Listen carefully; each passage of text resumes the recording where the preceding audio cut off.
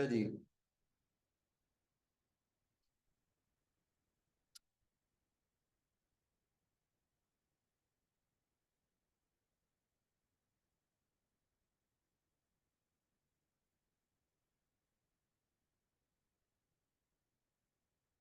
करें शुरू।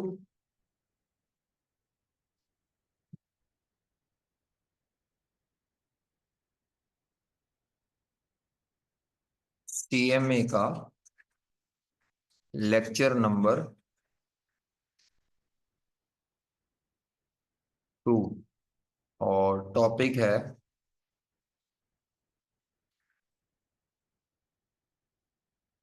Basics of cost and management accounting.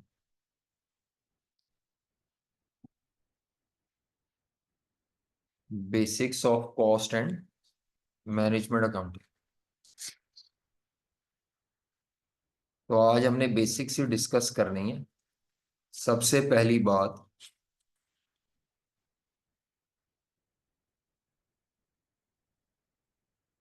Business organisations.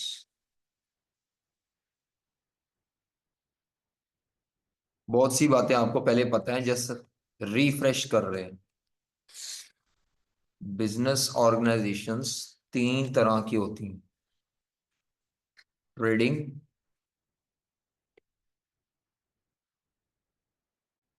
पहली कौन सी है?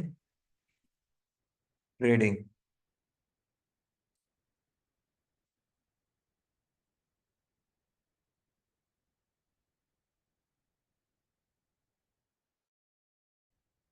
Manufacturing,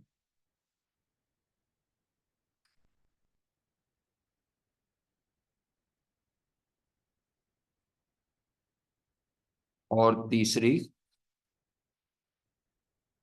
service. ठीक है जी। ट्रेडिंग, मैन्युफैक्चरिंग और सर्विस। ट्रेडिंग ऑर्गेनाइजेशन क्या काम करती हैं? बाइंग, जी, बाय करती हैं रेडीमेड गुड्स। खुद नहीं बनाती, बनी बनाई चीजें लेती हैं और उसके आगे उसको क्या कर देती हैं? And sell to customers. उनका यही काम होता है। ठीक है। ट्रेडिंग ऑर्गेनाइजेशन बेटा खरीदने और बेचने का काम करती हैं। Buy the goods and cell.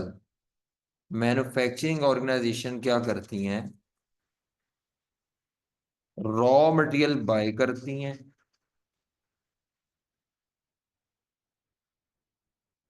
Goods produce करती हैं फैक्ट्री में, फिनिश गुड्स प्रोड्यूस करती हैं और फिर सेल करती हैं। यानी ये खरीद के बेचते हैं, ये बना के बेचते हैं। मैन्युफैक्चरिंग इदारे बेटे बना के सेल करते हैं, प्रोडक्ट खुद बनाते हैं। और ये इदारे क्या करते हैं? ये किसी प्रोडक्ट में डील नहीं करते, बल्कि ये अपने क्लाइंट्स को सर्विसेज देते हैं। इसमें तमाम हॉस्पिटल्स आ जाएंगे, तमाम स्कूल एंड कॉलेजेस आ जाएंगे, ट्रांसपोर्टर्स आ जाएंगे।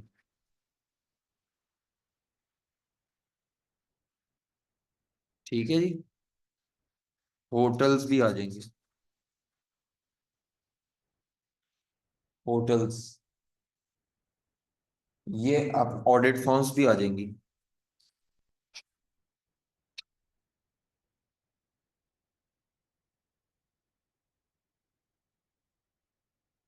ये चीज बना के बेचते हैं मैन्युफैक्चरिंग वाले, सॉरी, ट्रेडिंग वाले चीज खरीद के बेचते हैं। हमारे स्कोप में मैंने पहले बताया था, ज्यादातर कौन सा इदारा है? मैन्युफैक्चरिंग इदारा है। मैन्युफैक्चरिंग इदारा। अब आ जाएं अब हम चले जाते हैं मैन्युफैक्चरिंग के दायरे के अंदर, क्योंकि आपने कभी जॉब तो की नहीं, तो आपको तो पता ही नहीं, तो मैंने यहाँ पर आपको सैर करानी है इदारे की। तो मैन्युफैक्चरिंग जो इदारा होता है उसके अंदर क्या क्या काम होते हैं। मैन्युफैक्चरिंग ऑर्गेनाइजेशन,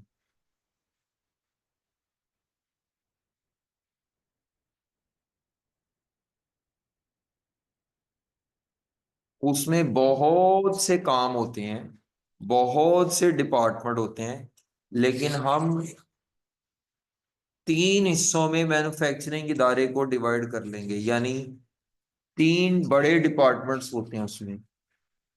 मैन्युफैक्चरिंग ऑर्गेनाइजेशन में तीन बड़े एरियाज होते हैं काम करने के, तीन जगह काम हो रहा होता है। सबसे बड़ी जगह होती है फैक्ट्री। सबसे मेन एरिया कौन सा होता है? फैक्ट्री। फैक्ट्री में क्या होता है? प्रोडक्ट की मैन्युफैक्चरिंग।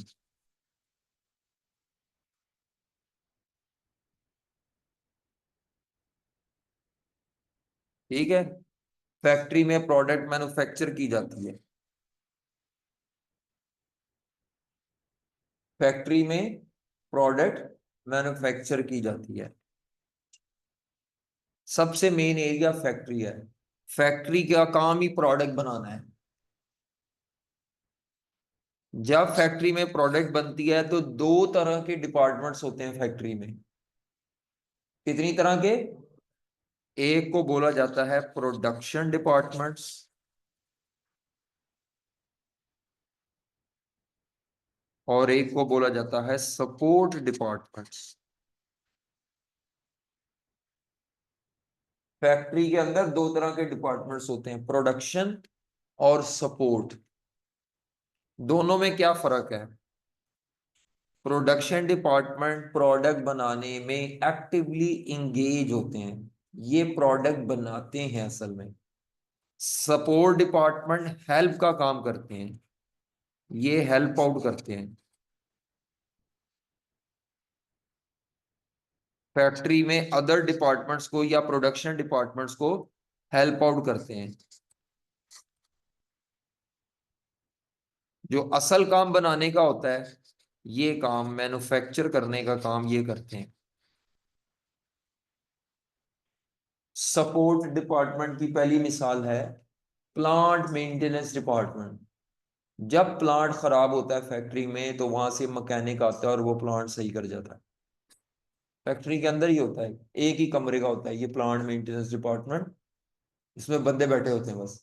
जब प्लांट खराब होगा, कोई मसला आएगा, मैकेनिक साहब आएंगे, प्लांट सही करेंगे, चेक करेंगे, पुर्जा बदलेंगे, दोबारा अपने दफ्तर में जाके बैठ जाएंगे। दफ्तर क्या कमरा है, पुर्जे भरे बड़े पड़े हैं उसमें मशीनों के। जो पुर्जा खराब होगा, पड़ा हुआ है तो चेंज कर देंगे, नहीं पड़ा हुआ तो बाजार से लाके चेंज कर देंगे, लेकिन उनका काम यही है। तो प्लांट मेंटेनेंस डिपार्टमेंट का काम प्लांट बनाना नहीं है, प्लांट पे प्रोडक्ट नहीं बनाना, लेकिन प्लांट से बनने वाली प्रोडक्ट्स या प्रोडक्ट बनने वाला जो प्लांट है, अगर वो प्लांट खराब होगा तो उसको सही करना इनका काम है। ठीक है, तो फैक्ट्री में दो तरह के डिपार्टमेंट्स हैं। जो प्रोडक्ट बनाते हैं उनको क्या कहते हैं? Production department. जो नहीं बनाते लेकिन दोनों में खर्चा हो रहा होता है, तो इन दोनों में जो भी खर्चा हो रहा होता है उस खर्चे को बोलते हैं प्रोडक्शन कॉस्ट। फैक्ट्री में जो मर्जी हो डिपार्टमेंट्स, जो भी खर्चा हो रहा होता है फैक्ट्री में उसको क्या बोला जाता है? Production cost. प्रोडक्शन कॉस्ट का के और भी नाम है। प्रोडक्शन कॉस्ट को ही मैन्युफैक्चरिंग कॉस्ट भी कहते हैं।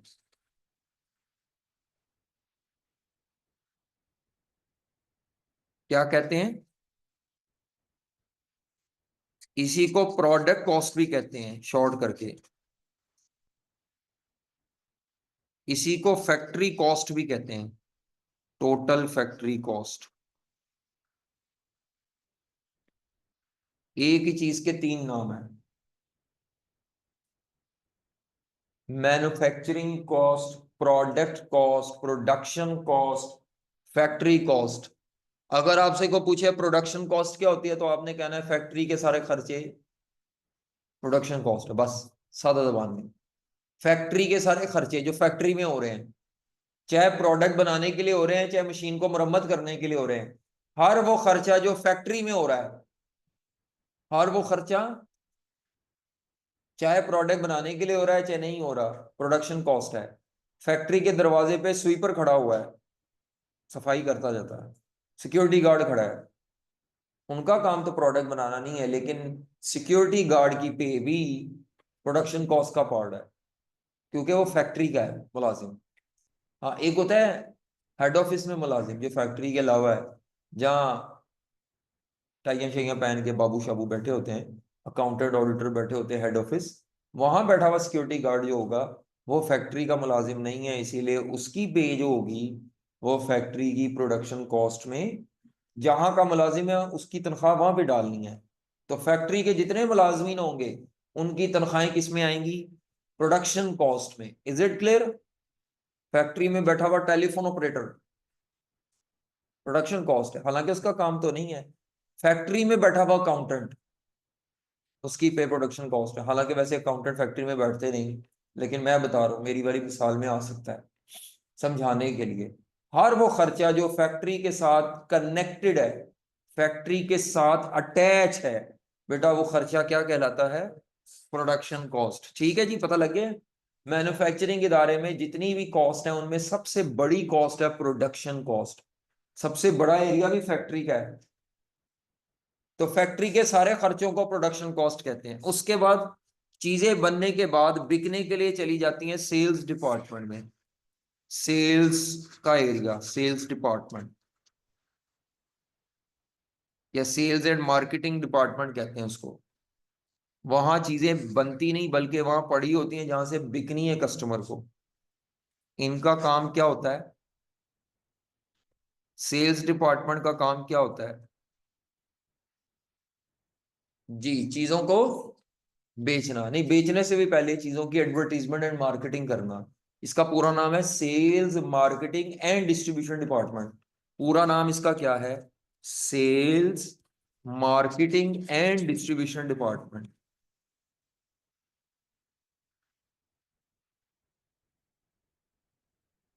मार्केटिंग का मतलब एडवर्टीजमेंट होता है, डिस्ट्रीब्यूशन का मतलब होता है घर तक डिलीवर करके आना चीज कस्टमर की।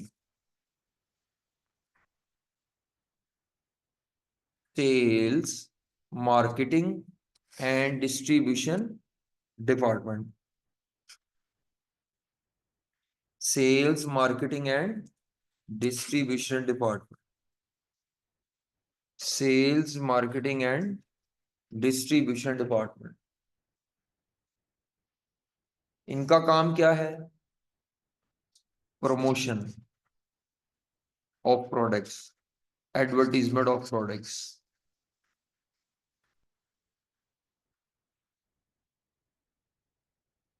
जी,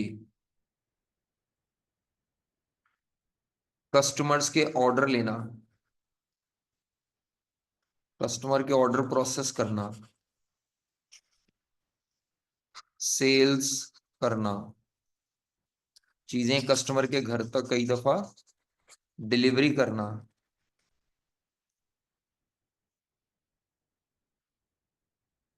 ये सारे काम है इसके।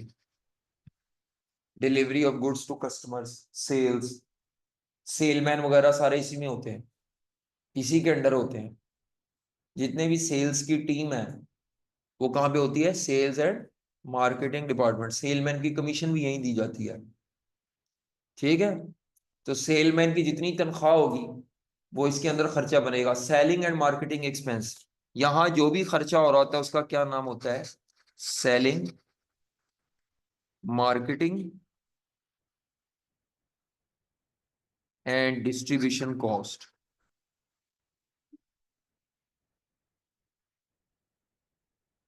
यहाँ जो भी खर्चा होता है उसको क्या कहते हैं? Selling marketing and distribution cost, क्योंकि इनका ताल्लुक प्रोडक्ट बनाने से नहीं है, बेचने से है।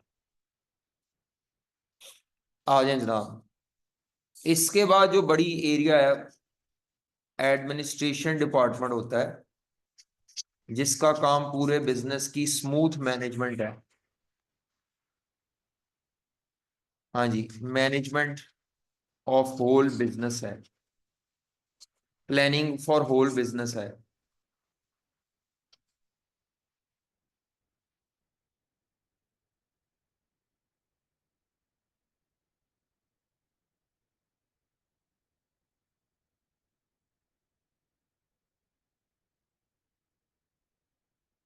प्लानिंग फॉर होल एंटिटी है।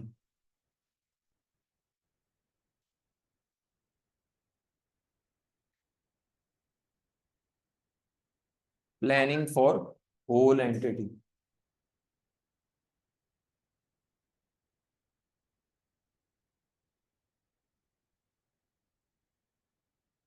Planning for whole entity,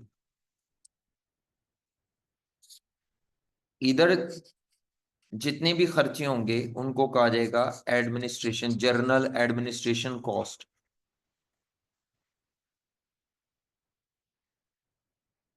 administration cost.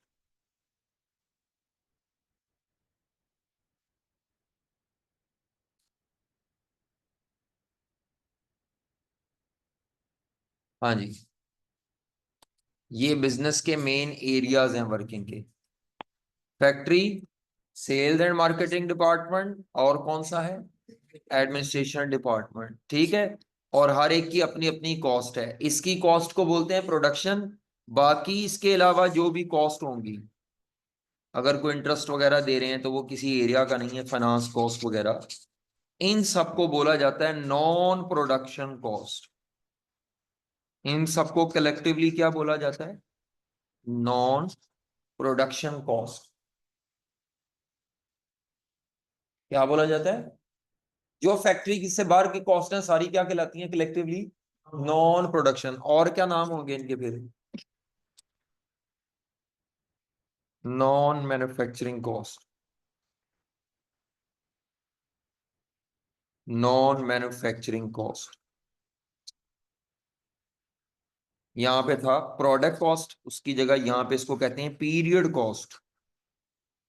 Period cost का मतलब है ये वो खर्चा है जो एक अकाउंटिंग पीरियड में ही पूरा एक्सपेंस रिकॉर्ड होगा इनकम स्टेटमेंट में, उसी पीरियड में आएगा, ना अगले पीरियड में जाना है ना पिछले पीरियड में। इन्वेंट्री का पार्ट भी नहीं बनना इसने। पीरियड कॉस्ट वो कॉस्ट होती है जो इन्वेंट्री का पार्ट नहीं बनती। जो इन्वेंट्री का पार्ट बनती है वो ये प्रोडक्ट कॉस्ट होती है। प्रोडक्ट कॉस्ट किसका पार्ट बनती है, इन्वेंट्री की कॉस्ट का पार्ट बनती है। जो पीरियड कॉस्ट होती है वो इन्वेंट्री का पार्ट नहीं बनती। ये प्रोडक्ट और पीरियड में फर्क ये मतलब है, प्रोडक्ट कॉस्ट को प्रोडक्ट कॉस्ट इसलिए कहते हैं कि जब आप चीज फैक्ट्री में बना के स्टोर में रखेंगे ना बेचने के लिए, तो जो जो खर्चे हैं वो इन्वेंट्री में शामिल होंगे। लेकिन जो पीरियड कॉस्ट है वो इन्वेंट्री का पार्ट नहीं बनती, वो होती तब है जब चीज बिकेगी। इन्वेंट्री बिकेगी तो होगा खर्चा, नहीं तो नहीं है। पड़ी हुई इन्वेंट्री पे सेलिंग खर्चा नहीं होता। सेलिंग का खर्चा बेचने के लिए है, जब बिकी नहीं तो कहां से खर्चा हुआ। मेरी बात समझ आ रही है। तो पीरियड कॉस्ट का ताल्लुक इन्वेंट्री के साथ नहीं है, कभी भी ये इन्वेंट्री में नहीं आनी। IS 2 के मुताबिक इनको नहीं लेना, इग्नोर फॉर इन्वेंट्री। IS 2 के लिए ये इग्नोर होती हैं दोनों तीनों जो भी कॉस्ट होंगी। IS 2 जो आप अप्लाई करते हैं ना उसके लिए ये इग्नोर होती हैं। IS 2 के लिए कौन सी कॉस्ट अप्लाई होगी, सिर्फ प्रोडक्शन कॉस्ट हमारी काउंट होती है। IS 2 के लिए ये रेलेवेंट है, ये इन्वेंट्री का पार्ट नहीं होती। IS 2 कौन सा टॉपिक है, ये बताता है इन्वेंट्री की कॉस्ट या वैल्यू कैसे निकालनी है। जी बच्चे, वो कहते हैं एडमिन कॉस्ट की कोई एग्जांपल दें। अकाउंटेंट की सैलरी, ऑफिस की बिजली का बिल, ऑफिस के एसेट्स की डेप्रिसिएशन, ऑफिस का रेंट, ऑफिस की इंश्योरेंस, सारे खर्चे जिनके साथ ऑफिस लिखा हुआ है, फैक्ट्री ऑफिस नहीं, जर्नल ऑफिस या हेड ऑफिस या ऑफिस, ऑफिस में इस्तेमाल होने वाली स्टेशनरी, सब। आपने एक का, मैंने 8 बोल दिए। ये कौन सा है, एडमिन एक्सपेंस या एडमिन कॉस्ट, ठीक है। तो बेटा जो प्रोडक्शन कॉस्ट है उसके मुतबादिल है non production, non manufacturing, period, या तीसरा नाम ये नॉन फैक्ट्री नहीं होता उसमें, ठीक है, यही नाम है, नॉन प्रोडक्शन, नॉन मैन्युफैक्चरिंग या पीरियड कॉस्ट, और कोई नाम नहीं है। अब आगे चलते हैं। ये जो प्रोडक्शन कॉस्ट है, इसको भी आगे डिवाइड किया जाता है, इसके तीन एलिमेंट्स होते हैं। अगर आपसे कोई पूछे कि प्रोडक्शन कॉस्ट बताओ, तो आपने कहना है प्रोडक्शन कॉस्ट वो कॉस्ट है जो फैक्ट्री में होती हैं। वो कहेगा अच्छा इनके नाम बताओ, इसको इसके नाम बहुत ज्यादा हैं। आप प्रोडक्शन कॉस्ट को ब्रॉडली तीन हेडिंग्स में क्या करते हैं, डिवाइड, और उसको कहते हैं एलिमेंट्स ऑफ प्रोडक्ट कॉस्ट। क्या कहते हैं? तो प्रोडक्ट कॉस्ट के तीन एलिमेंट्स हैं, या प्रोडक्शन कॉस्ट के तीन एलिमेंट्स हैं, या मैन्युफैक्चरिंग कॉस्ट के तीन एलिमेंट्स हैं। कितने एलिमेंट्स हैं? तीन। हाँ जी, प्रोडक्ट कॉस्ट के तीन एलिमेंट्स हैं, डायरेक्ट मटेरियल कॉस्ट,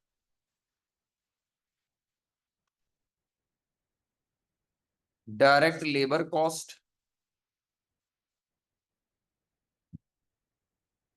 और प्रोडक्शन ओवरहेड्स कॉस्ट। इसको इनडायरेक्ट फैक्ट्री कॉस्ट भी कहते हैं, indirect factory cost.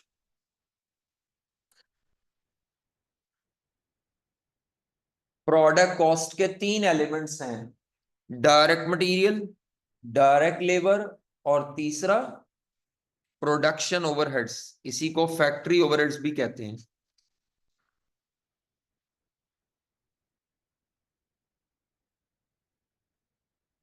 Factory overheads.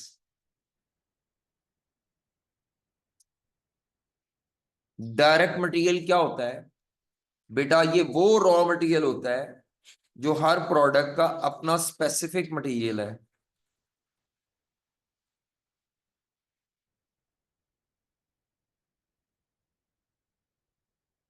हर प्रोडक्ट का जो अपना स्पेसिफिक मटेरियल है उसको कहते हैं डायरेक्ट मटेरियल।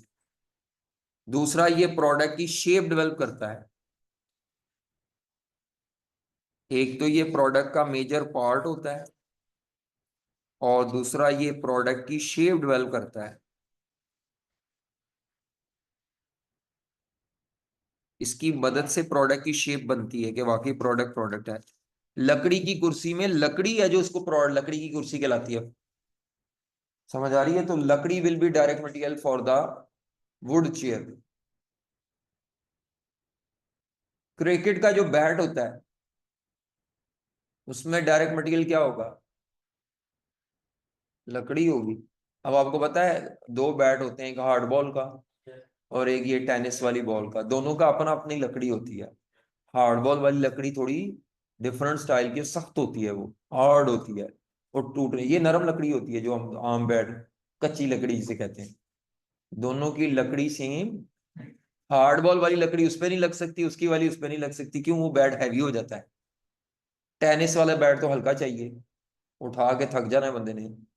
हार्ड के लिए, हार्ड बॉल के लिए आपका वो दूसरा हार्ड बॉल चाहिए, और हैवी चाहिए थोड़ा, क्योंकि जितना हैवी होगा आपकी बाजू पे उतना लोड नहीं आएगा। तो वो सारी क्रिकेट्स की अपनी डायनामिक्स हैं, ठीक है, मैंने जरूरत। लेकिन ये बात आपको समझ आ रही है, डायरेक्ट मटेरियल वो मटेरियल होता है जो प्रोडक्ट का पार्ट बनता है, प्रोडक्ट का मेजर पार्ट होता है, प्रोडक्ट की शेप डेवलप करता है। इसका मतलब फिर एक इनडायरेक्ट मटेरियल भी होगा। इनडायरेक्ट मटेरियल तमाम वो मटेरियल होते हैं जो प्रोडक्ट का पार्ट नहीं बनते, और अगर बनते हैं तो माइनर पार्ट बनता है, हिडन पार्ट होता है, वो इसमें चला जाता है मटेरियल में से। इनडायरेक्ट मटेरियल इसके अंदर होता है, इनडायरेक्ट मटेरियल इसके अंदर होता है।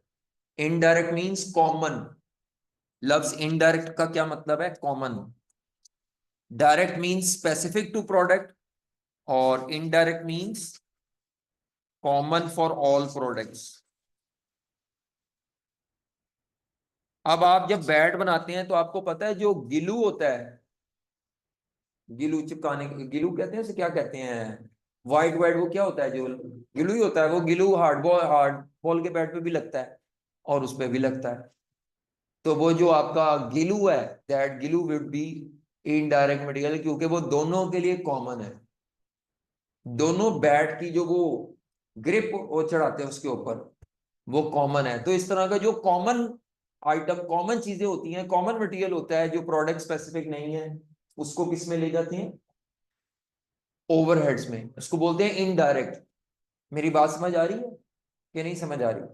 अब अगर गारमेंट सिए जाने हैं तो सफेद धागा है, जैसे मर्दों के कपड़े सिएंगे उस पर भी सफेद धागे की जरूरत पड़ती है कई दफा, खवातीन के कपड़े सिएंगे उस पर भी, लेकिन जो स्टफ होता है, जो कपड़ा होता है, मर्दों का कपड़ा अलहदा होता है, बच्चों का कपड़ा नरम जरा उनकी स्किन के हिसाब से, और खवातीन का जो कपड़ा है कपड़े गारमेंट्स बनाने के लिए, सबका जो स्ट्रक्चर है या टेक्सचर है या वो डिफरेंट है, वो सेम कपड़ा।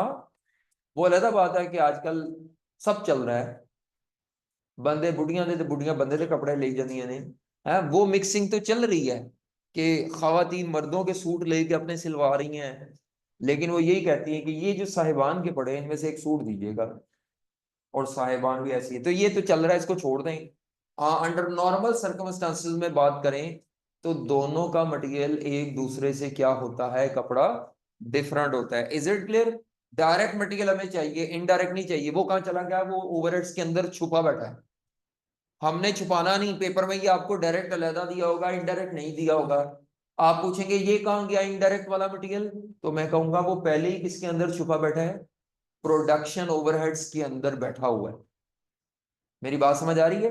डायरेक्ट मटेरियल मेजर मटेरियल होता है, इनडायरेक्ट मटेरियल छोटे छोटे छोटे थोड़े थोड़े होते हैं। जैसे मिसाल के तौर पर शलवार कमीज पे ये जो बटन है, ये बटन अगर नीचे को 4 बटन गिर भी जाएंगे ना तो दर्जी को उठाएगा नहीं, सफाई करके कचरे में भी फेंक देगा, क्योंकि वो इसको इतनी वैल्यू नहीं देता। और वैसे भी ये एक शलवार कमीज पे नहीं लगने हैं, बाज दफा व्हाइट कलर के बटन कई तरह की शलवार कमीजों पे, मर्दों पे, खवातीन के, इस तरह मिक्स इस्तेमाल हो जाते हैं।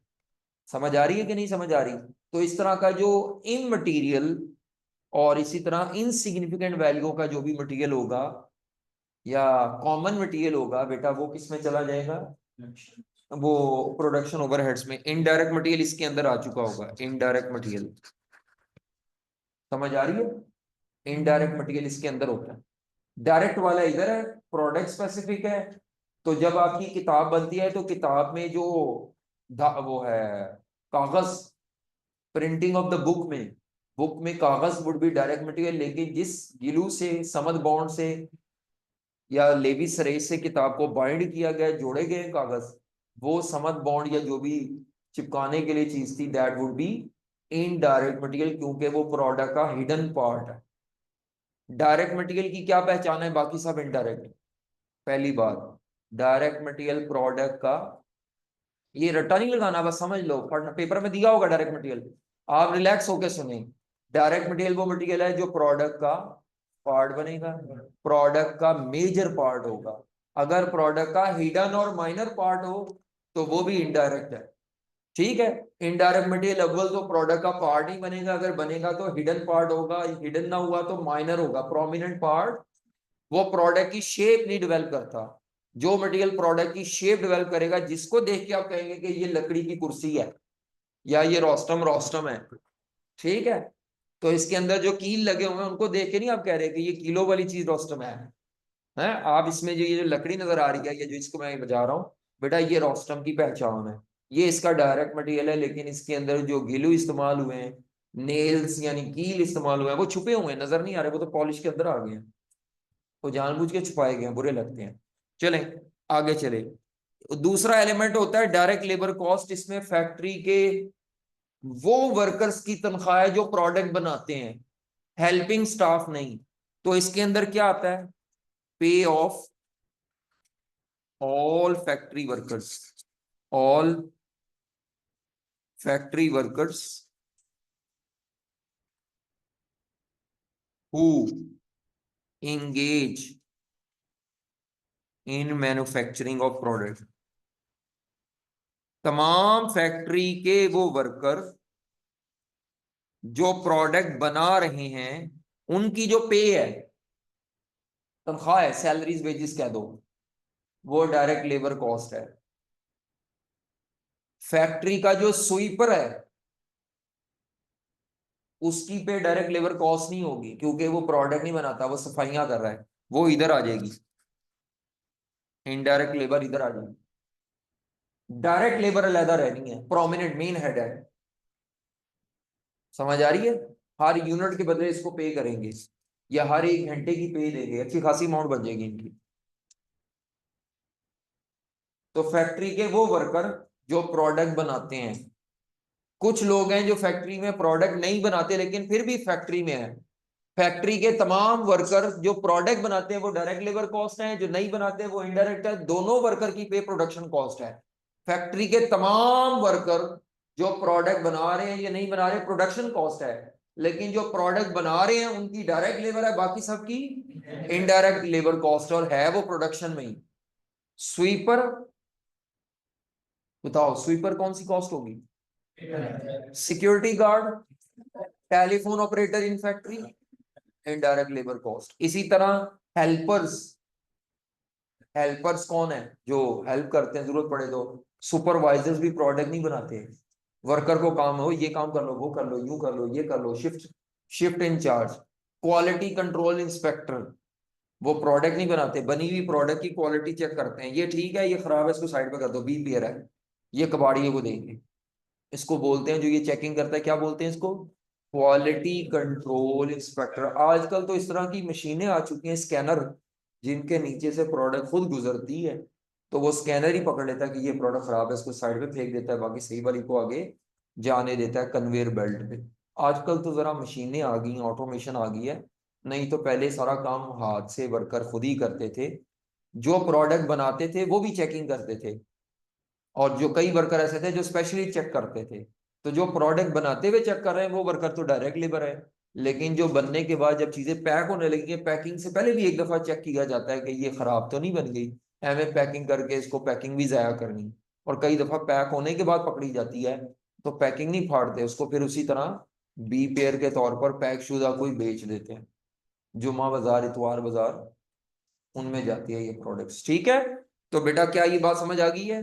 प्रोडक्ट कॉस्ट के कितने एलिमेंट्स हैं? 3 एलिमेंट्स हैं, पढ़े हुए हैं ये पहले आपने। डायरेक्ट मटेरियल, डायरेक्ट लेबर, बाकी जो बचेगा फैक्ट्री के खर्चे। यानी ये इतना बड़ा हेडिंग है कि मैं इसमें आपको शुरू कर दूं तो नाम खत्म होने के नहीं आएंगे। हाँ, ये लिमिटेड होते हैं, डायरेक्ट मटेरियल लिमिटेड होते हैं इदारे में, डायरेक्ट वर्कर्स लिमिटेड होते हैं प्रोडक्ट बनाने वाले, बाकी सारे खर्चे लामहदूद है फैक्ट्री के। वो छोटे छोटे छोटे छोटे सारे खर्चे इधर आएंगे। इसमें आपका बिजली का बिल भी आ जाएगा फैक्ट्री का, पानी का बिल, गैस का बिल, रिपेयर मेंटेनेंस का खर्चा, मशीनों की मुरम्मत का खर्चा, मशीनों की डेप्रिसिएशन का खर्चा, मशीनों की इंश्योरेंस का खर्चा। समझ आ रही है? मशीनों में अगर कोई फ्यूल इस्तेमाल हो रहा है उसका खर्चा। अब आप जो खर्चा बोलेंगे मैं बताता जाऊंगा। डायरेक्ट मटेरियल में क्या आता है? जो प्रोडक्ट बनाने के लिए जरूरी रॉ मटेरियल है वो। लेबर में वो वर्कर है, तनख्वाह, जिसने काम बनाना है प्रोडक्ट। बाकी सारे खर्चे किसमें डालते हैं? यानी खर्चों को मटेरियल लेबर डायरेक्ट निकाल देते हैं, बाकी खर्चे क्या कहते हैं कि ये ओवरहेड्स हैं। तो इसके अंदर इनडायरेक्ट मटेरियल भी आ गया, इनडायरेक्ट लेबर भी आ गई, और इनडायरेक्ट एक्सपेंस भी आ गए। तो सारे इनडायरेक्ट खर्चे, सारे इनडायरेक्ट खर्चे। जी किसी का सवाल था ऑनलाइन में से?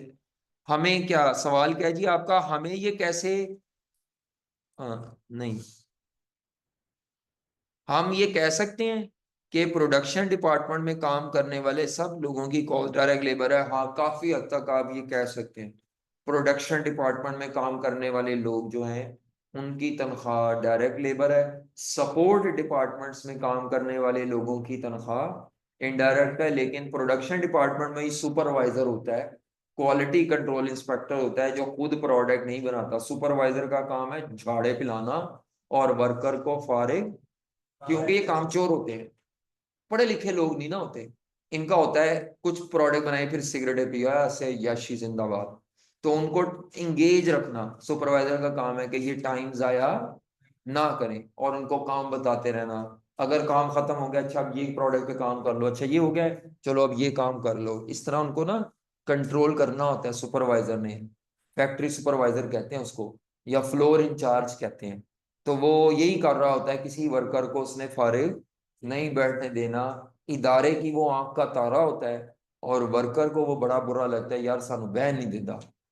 वो उसका काम ही यही है, उसकी नेचर ऑफ जॉब ही यही है। ठीक है, चलें। ड्यूरिंग मैन्युफैक्चरिंग क्वालिटी चेक करने वाले डायरेक्ट लेबर में आएगी जी, बिल्कुल वो करता है, वो ये डायरेक्ट वर्कर ड्यूरिंग प्रोडक्शन। अच्छा जी, आ जाए, हमें पेपर में ये दिया होगा, डायरेक्ट मटेरियल भी दिया होगा डायरेक्ट।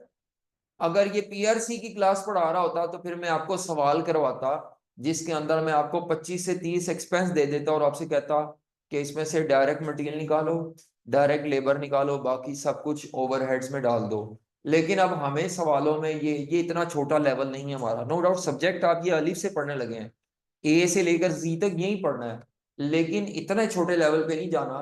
वो हमें सवाल में खुद बता देता है कि ये डायरेक्ट मटेरियल है, ये डायरेक्ट लेबर है, बाकी सारे फैक्ट्री के खर्चे, बाकी सारे। कई बच्चे क्या करते हैं, वो आपसे कहता है आपने गाड़ियां रखी हुई हैं जिसपे कस्टमर को जाके डिलीवरी करके आते हो, तो गाड़ी में फ्यूल डलवाया है, डिलीवरी व्हीकल का फ्यूल। बेटा वो डिलीवरी व्हीकल किस डिपार्टमेंट में होगी? Selling marketing. इनका काम है चीजें कस्टमर को डिलीवर करना, और डिलीवरी व्हीकल भी यहाँ पे होती हैं, उनकी डेप्रिसिएशन डिलीवरी व्हीकल की भी सेलिंग डिस्ट्रीब्यूशन कॉस्ट है। समझ आ रही है? उनका काम ही सेल डिलीवरी करना है, घर घर जाके चीजें डिलीवर करना है। तो वो गाड़ी में जो फ्यूल डलवाया है, तेल छेल, वो फैक्ट्री का खर्चा तो नहीं है, चीजें बेचने का खर्चा है, ये डिलीवरी का खर्चा है, ठीक है। तो कई बच्चे उसको भी फैक्ट्री ओवरहेड में डाल देंगे तो गलत है। ये मिस क्लासीफाई आप करते रहते हैं, क्यों? आप लोग कॉन्सेप्ट नहीं पकड़ते, रट्टे लगाते हैं। हालांकि कॉन्सेप्ट को रट्टा लगा लो कि फैक्ट्री के सारे खर्चे आने हैं इस साइड पे, बाकी फैक्ट्री से बाहर वाले सारे खर्चे सेलिंग एडमिन या नॉन प्रोडक्शन है। आ जाए जनाब, क्या ये बात याद रह जाएगी? ये जो खर्चे हैं जो नॉन प्रोडक्शन है, ये इनमें से कोई भी डायरेक्ट नहीं होता, ये सारे कॉमन ही है। ये भी इनडायरेक्ट कॉस्ट होती हैं, ये भी क्या होती हैं? इनडायरेक्ट कॉस्ट होती हैं। क्या ये बात समझ आ गई? तो लो जी, हमने फैक्ट्री सारी कॉस्ट की टाइप्स पढ़ ली। सबसे पहले हमने क्या कहा, कुछ खर्चे फैक्ट्री के हैं, कुछ आउटसाइड द। जो फैक्ट्री के खर्चे हैं वो प्रोडक्शन कॉस्ट है, जो फैक्ट्री से बाहर के हैं नॉन प्रोडक्शन कॉस्ट है। नॉन प्रोडक्शन कॉस्ट में सेलिंग मार्केटिंग है, एडमिन है, इंटरेस्ट वगैरह को कहते हैं फाइनेंस कॉस्ट। फाइनेंस कॉस्ट किसे बोलते हैं? कर्जे कुर्जे पे जो आपने वो देना होता है, इंटरेस्ट एक्सपेंस। अच्छा जी, बाकी फैक्ट्री में जो प्रोडक्शन कॉस्ट है या प्रोडक्ट कॉस्ट है, उसके तीन एलिमेंट्स हैं, डायरेक्ट मटेरियल, डायरेक्ट लेबर और प्रोडक्शन ओवरहेड्स। ठीक है जी। ये जो डायरेक्ट मटेरियल है और डायरेक्ट लेबर है, इसको प्राइम कॉस्ट भी कहते हैं, इसको प्राइम कॉस्ट भी कहते हैं। क्या कहते हैं? प्राइम कॉस्ट भी कहते हैं, इसको प्राइम कॉस्ट भी कहते हैं। और ये जो है लेबर प्लस प्रोडक्शन ओवरहेड्स, इसको कन्वर्जन कॉस्ट भी कहते हैं, यानी रॉ मटेरियल को प्रोडक्ट में कन्वर्ट करने की कॉस्ट। रॉ मटेरियल के अलावा रॉ मटेरियल को प्रोडक्ट में कन्वर्ट करने की कॉस्ट, इसको कन्वर्जन कॉस्ट भी कहते हैं। किसको? Direct labour and production overhead, यानी लेबर दोनों में कॉमन है। Direct material plus direct labour prime cost, direct labour plus production overheads conversion cost. ठीक है। यहां से अब हम आते हैं जरा कुछ चीजों पे। ये जो मैंने सारी स्टोरी बताई है आपको, इस स्टोरी को अब हम इस्तेमाल करते हैं फर्दर।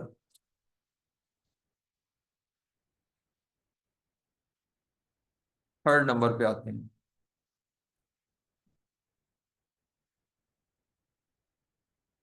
जी।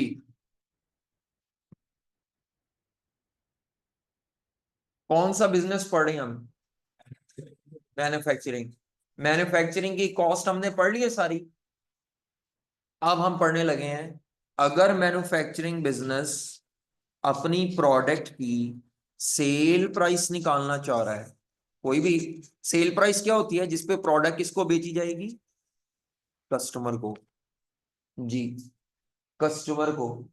तो अगर मैन्युफैक्चरिंग बिजनेस अपनी प्रोडक्ट की सेल प्राइस निकालना चाह रहा है, जी बेटी आप बताएं, क्यूएम पढ़ा हुआ है? क्यूएम में आपने वो मैथ शायद में पढ़ा होगा, तो बेसिक सा फॉर्मूला क्यूएम में पढ़ा था सेल प्राइस का, क्या होता है? बेसिक, बहुत बेसिक सा फॉर्मूला। सेल प्राइस जिसको यहाँ एस पी कह देते हैं, इज इक्वल टू, बताओ, sale price is equal to क्या होती है? Profit minus cost. नहीं, वो तो उल्टा पुल्टा कर गई है। Cost plus profit. वो आप प्रॉफिट बता रही हैं बेटे। Sale price is equal to होती है कॉस्ट प्लस, या आप प्रॉफिट शायद निकालना चाह रही थी। प्रॉफिट होता है सेल प्राइस माइनस कॉस्ट। ये आप ये बताना चाह रही थी। ठीक है, वो भी प्लस माइनस का गलत किया, लेकिन मैं सेल प्राइस पूछ रहा हूं। तो सेल प्राइस क्या होती है? किसी भी कारोबार की सारी कॉस्ट, सारी कॉस्ट, और प्लस क्या होता है उसमें? प्रॉफिट। सारी कॉस्ट प्लस प्रॉफिट। अच्छा जी, अब इसको मैं अब खोलने लगा हूं। ऊपर वाली जो बातें पढ़ के आए ना, उसी को स्ट्रक्चर्ड फॉर्म में। Sale price is equal to, अगर मैं ये कह दूं sale price is equal to cost, में सबसे पहले production cost plus selling, marketing and distribution cost. बल्कि और इसको ब्रीफ में, मतलब बड़े डिटेल पे बाद में जाते हैं। प्रोडक्शन कॉस्ट के बाद आगे है नॉन प्रोडक्शन कॉस्ट। चले, अगर मैं ये लिख लूं कहीं पे, या आप लिखा हुआ देख लें, तो ये उसी चीज की एक्सपेंडेड शक्ल है। सेल प्राइस में क्या आएगा? Production cost plus, production cost factory की होती है, नॉन प्रोडक्शन कॉस्ट फैक्ट्री की नहीं होती। अब अगर मैं इनको भी एक्सप्लेन कर दूं, प्रोडक्शन कॉस्ट में क्या क्या आएगा? Direct material cost, direct labour cost, FOH cost. Non production में क्या आएगा? Selling and marketing cost, admin cost,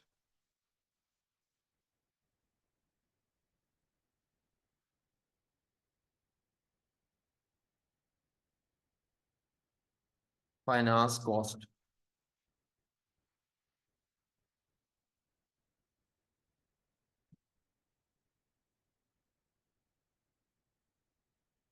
तो कहने का मतलब है हर किस्म की कॉस्ट जमा करते हैं सेल प्राइस के लिए। ये फैक्ट्री की होंगी, ये सारी कॉस्ट कहाँ की होंगी, और ये नॉन फैक्ट्री कॉस्ट होंगी।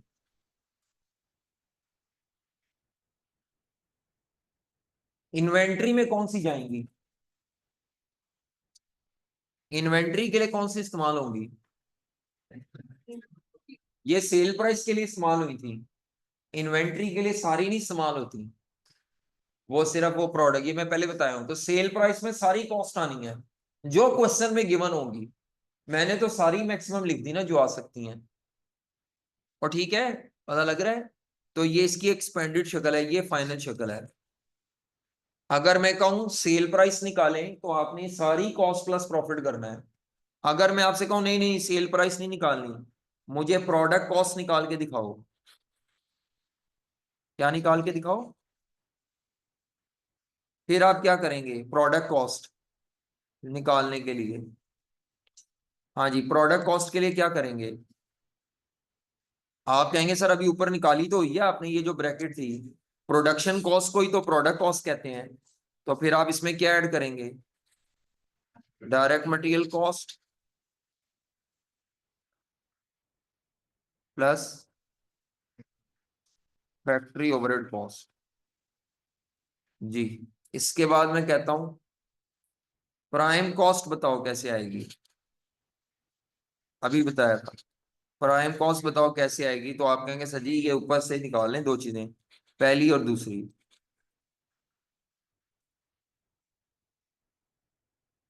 मैं कहता हूं बेटा कन्वर्जन कॉस्ट बताओ कैसे आएगी। डायरेक्ट लेबर कॉस्ट प्लस, वो जो बातें ऊपर डिस्कस की थी उसको फॉर्मूलों में लिख लिया है।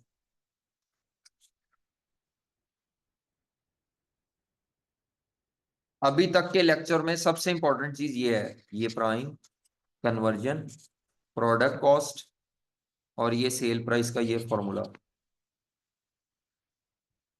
ये चार फॉर्मूले मेन बताए आपको मैंने।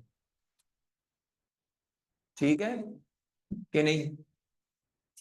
समझ आ गए?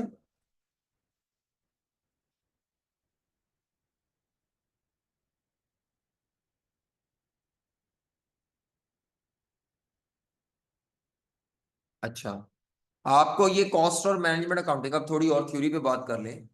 आपको कॉस्ट और मैनेजमेंट अकाउंटिंग क्यों पढ़ाई जाती है या क्यों पढ़ते हैं हम? एक तो आई कैप ने कहा हुआ है ना, ठीक है। तो कॉस्ट और मैनेजमेंट अकाउंटिंग का पर्पस क्या है, क्या मकासद हैं? तो सबसे पहले, एक यूनिट कितने का बन रहा है, एक यूनिट की कॉस्ट निकालना। ठीक है, इसका पहला मकसद क्या है?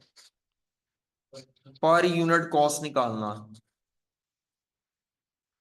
जो आपने इंट्रो टू अकाउंटिंग पढ़ी थी ना, वो कभी भी एक यूनिट की अकाउंटिंग नहीं है, वो पूरे बिजनेस की अकाउंटिंग है। ये एक यूनिट की अकाउंटिंग है। पर यूनिट कॉस्ट निकालना इसका मकसद है, पर यूनिट प्रॉफिट निकालना इसका मकसद है, पर यूनिट सेल प्राइस निकालना इसका मकसद है।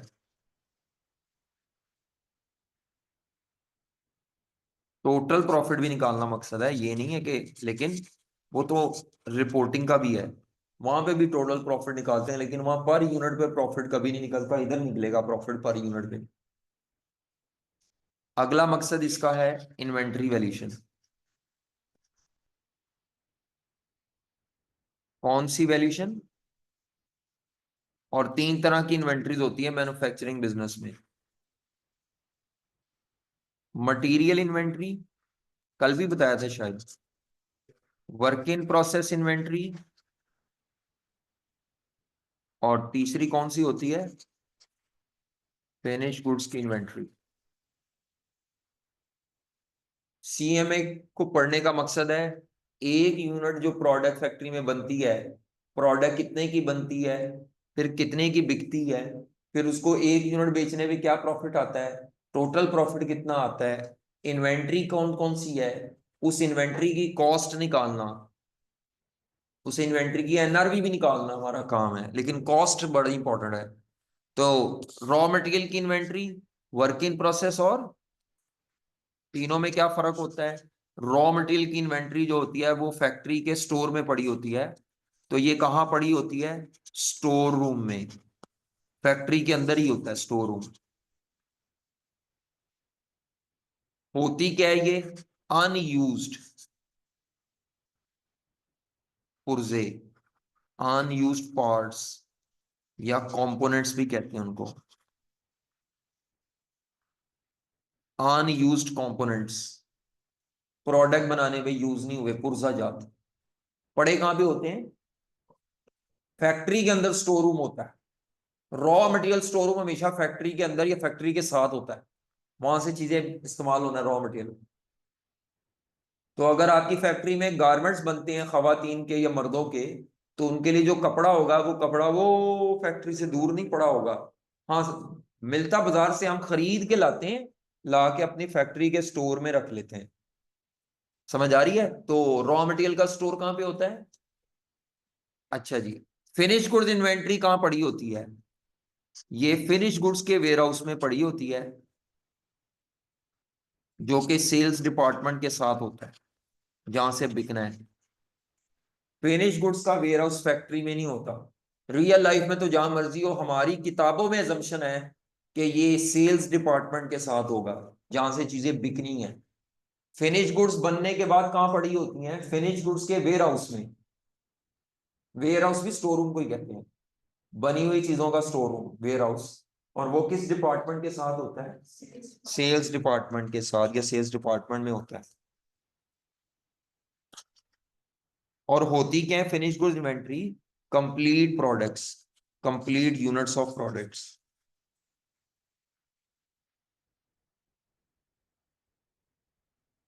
रेडी फॉर सेल या अवेलेबल फॉर सेल, अभी बिकने नहीं, बल्कि इसको अनसोल्ड कंप्लीट यूनिट्स कहेंगे, unsold. Warehouse store room को कहते हैं ना बेटे, फिनिश गुड्स का वेयर हाउस स्टोर रूम का ही दूसरा नाम है। चीजें बन गई हैं लेकिन बिकी नहीं, complete but unsold units of product. और ये क्या होते हैं, ये ये होते हैं इनकम्प्लीट यूनिट्स ऑफ प्रोडक्ट।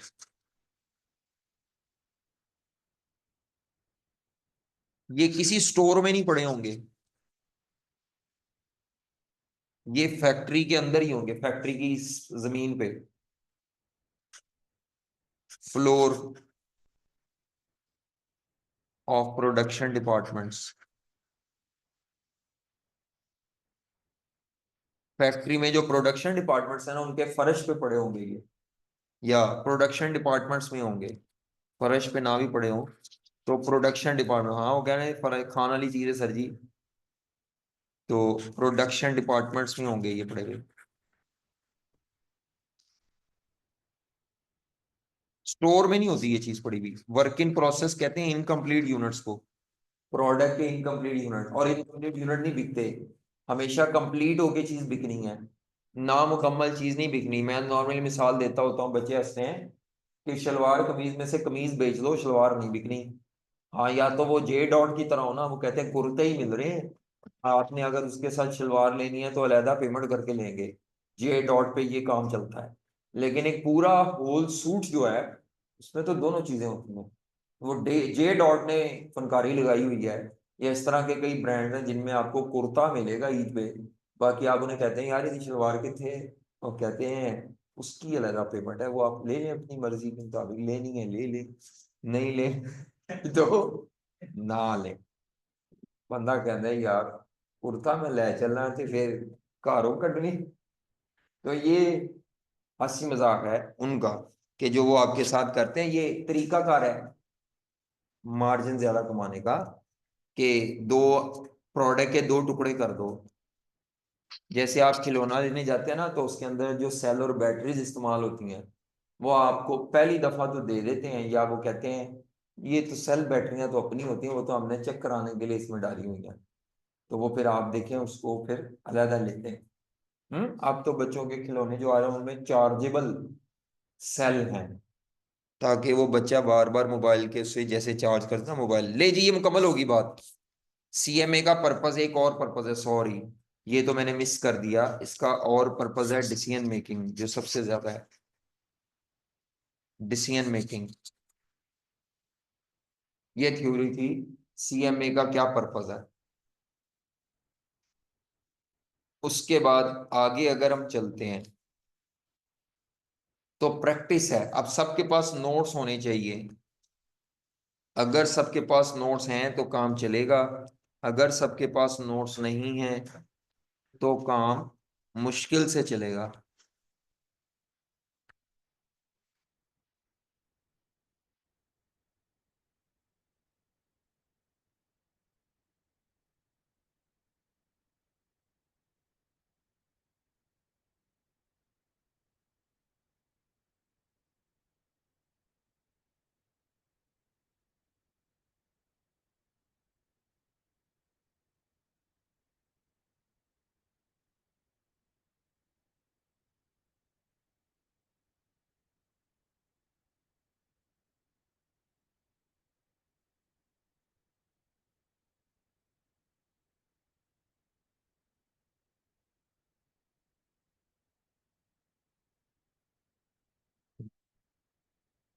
हाँ जी, बिजनेस ऑर्गेनाइजेशन डिस्कस कर ली है, सीएमए का पर्पस भी मैंने बता दिया है। ये नहीं बताया फाइनेंशियल अकाउंटिंग और कॉस्ट अकाउंटिंग में क्या डिफरेंस है, पूछता ही नहीं अब, पहले कभी आता था। ये वैसे एग्जामिनेबल नहीं है ये टॉपिक, लेकिन ये आपको आगे की जिंदगी को आसान बनाने के लिए इसको बार बार देखना है। तो फाइनेंशियल अकाउंटिंग वही जो इंट्रो पढ़ के आए, ये FR1। फाइनेंशियल अकाउंटिंग की लीगल रिक्वायरमेंट है, उसकी कोई कंपनी की तरफ से ये लॉ की रिक्वायरमेंट ये की जाती है बाहर वाले लोगों के लिए। फाइनेंशियल अकाउंटिंग कॉस्ट और मैनेजमेंट अकाउंटिंग की जाती है इदारे के अंदर मैनेजमेंट के लिए।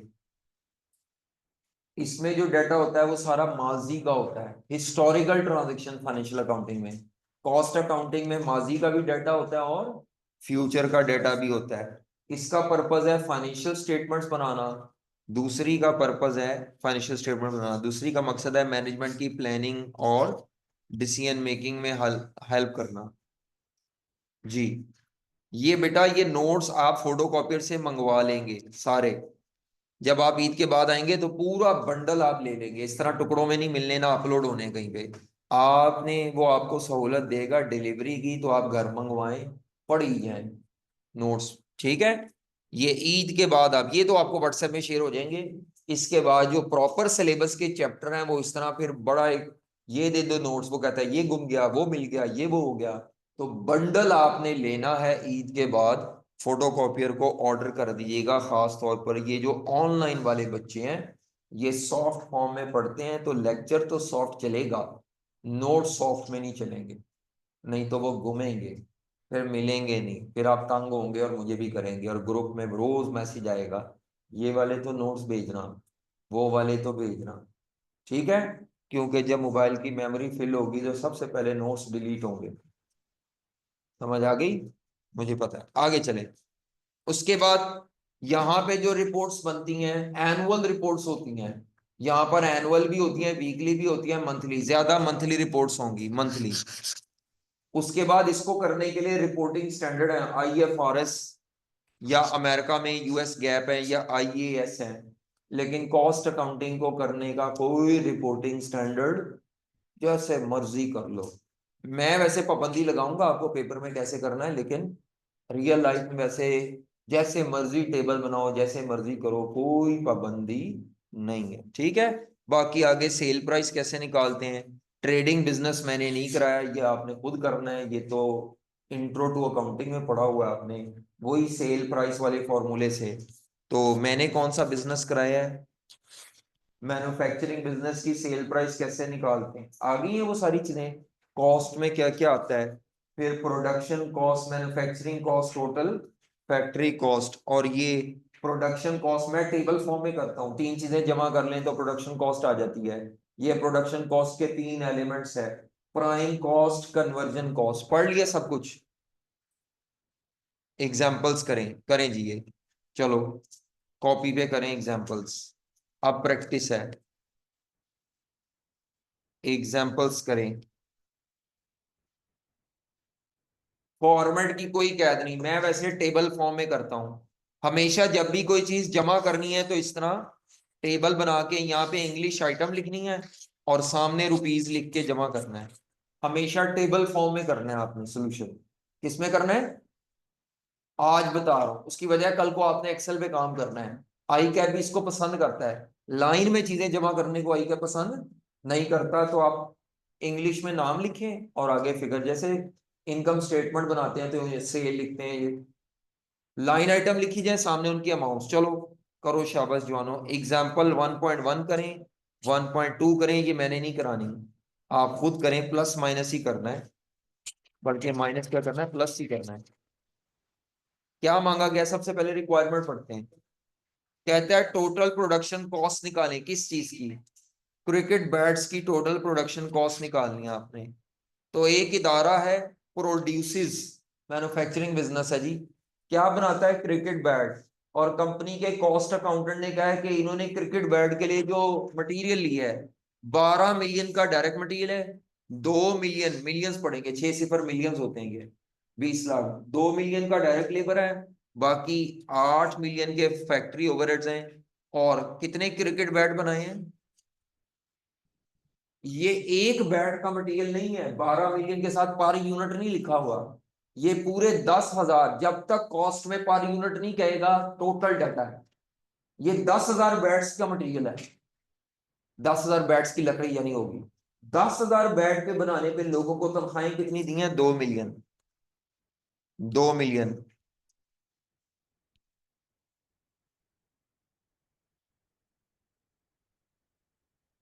डायरेक्ट लेबर, ये 10,000 आपसे कहता है टोटल प्रोडक्शन कॉस्ट निकालो, बताओ भाई क्या आती है, 20। सिंपल जमा ही करना है और कुछ भी नहीं है, लेकिन प्रॉपर आंसर कोई एमसीक्यूज नहीं है, प्रोसीजर के नंबर है, तो इसीलिए आप 3 लाइनों में ये लिखें प्रॉपर।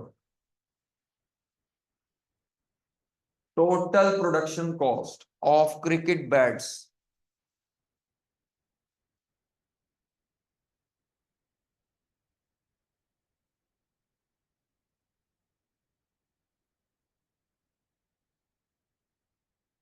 जी। एग्जाम्पल 1.2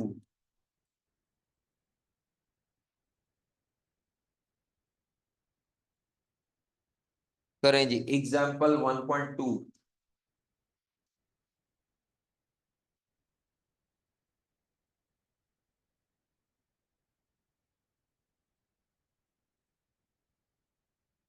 स्क्रीन शो नहीं हो रही? अच्छा,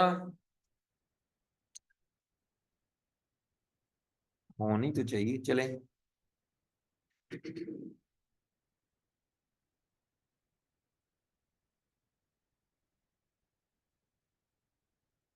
एग्जाम्पल 1.2।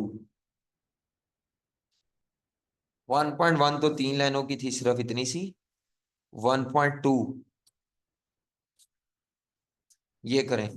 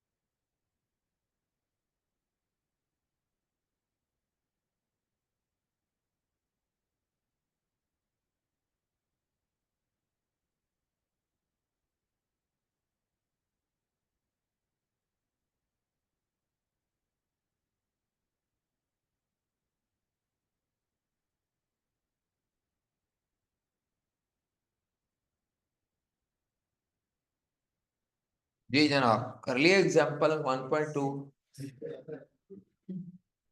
क्या आंसर है? तो 12 मिलियन का ये डायरेक्ट मटेरियल है, डायरेक्ट मटेरियल, क्योंकि उसने कहा है खुद से। और ये वेजेस और सैलरीज कारपेंटर, ये उसने कहा है, कारपेंटर का काम ही वो बनाना है टेबल डायरेक्ट। बाकी अब अगर सारे खर्चों में फैक्ट्री लिखा हुआ है तो ओवरहेड्स है, नहीं तो नहीं। तो देखें जी, ये सैलरी फैक्ट्री सिक्योरिटी गार्ड की सैलरी ये एफओएच में आएगी। नेल्स की शील इस्तेमाल होते हैं टेबल को बनाने में, ये एफओएच में आएगा। और फैक्ट्री का रेंट, अगर इनमें से कोई भी चीज नॉन फैक्ट्री होती है ना बाहर की, वो नहीं लेते। ठीक है, करें एग्जांपल 1.3, फिर ऑफ कर रहे हैं। 1.3 करें, घर से 1.4 करके लानी है।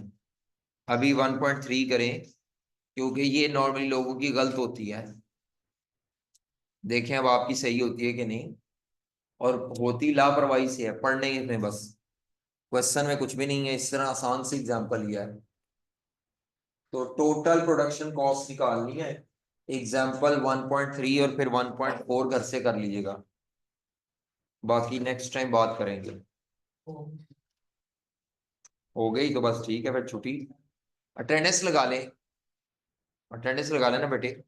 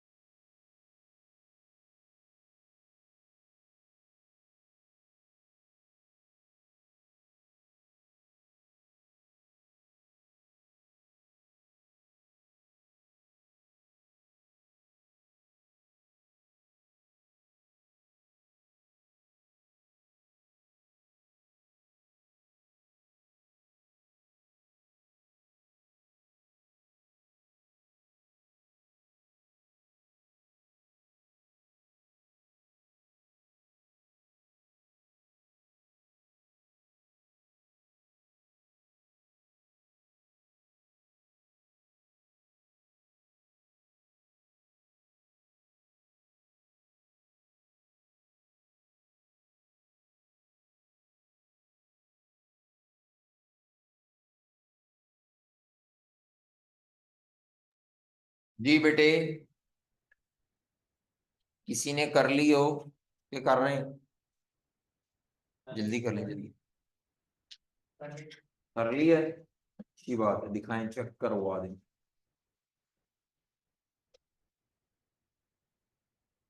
सर्विस जूते बनाने वाली फैक्ट्री है, उसका डाटा दिया हुआ है।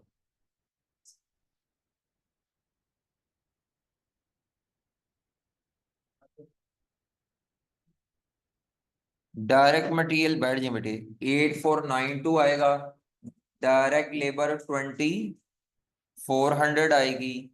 फैक्ट्री ओवरहेड्स की हेडिंग दे के उसके नीचे ग्लू आएगी, शू मोल्ड्स आएंगे, हाँ, वेजेस ऑफ फैक्ट्री आएगी, शिपमेंट। और ये नहीं आएगा, 875 नहीं आएगा, क्योंकि ये जूते बेचने पे खर्चा है। शिपमेंट कहते हैं सेल को, ये सेल का खर्चा है।